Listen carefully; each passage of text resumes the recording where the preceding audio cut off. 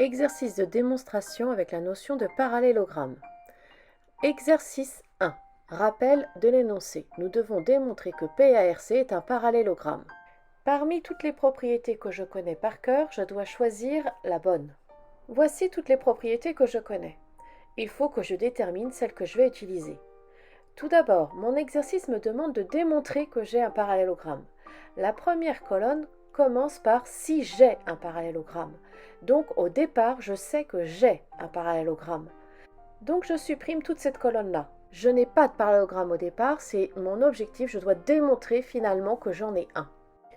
Grâce à une figure à main levée faite sur un brouillon, je remarque que les noms des droites données par l'exercice sont les côtés opposés de mon parallélogramme.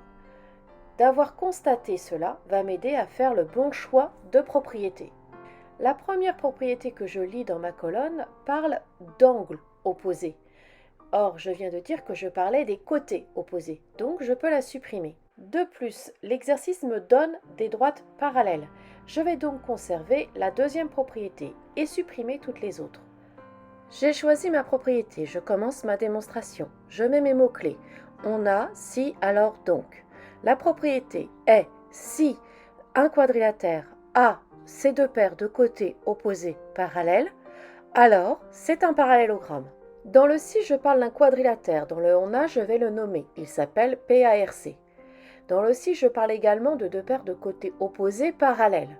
Il faut donc que je nomme les deux paires de côtés opposés parallèles. La première paire est PA parallèle à RC. La deuxième paire est PC parallèle à RA. Dans le alors, je dis que c'est un parallélogramme. Dans le donc, je nomme le parallélogramme PARC. Exercice 2. J'ai des informations sur des égalités de longueur et je dois démontrer que j'ai un parallélogramme. Grâce à une figure à main levée, je remarque que l'énoncé me parle des côtés opposés. J'ai donc le choix entre 4 propriétés.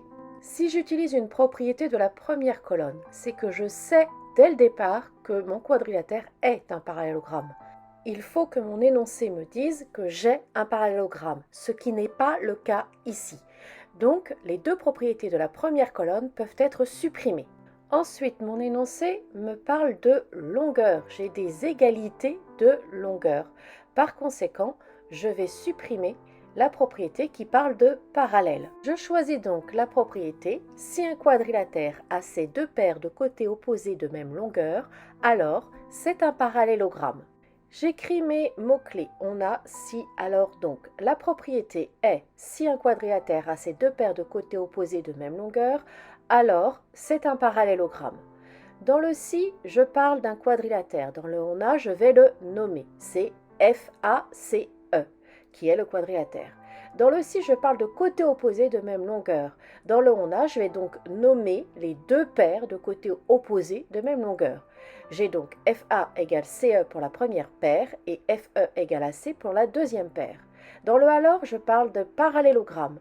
Dans le donc, je vais dire que FACE est un parallélogramme. Pour chaque exercice, je dois prendre le temps de réfléchir à la propriété que je vais utiliser. Il est donc fondamental de les connaître par cœur, sinon je ne peux pas réfléchir correctement.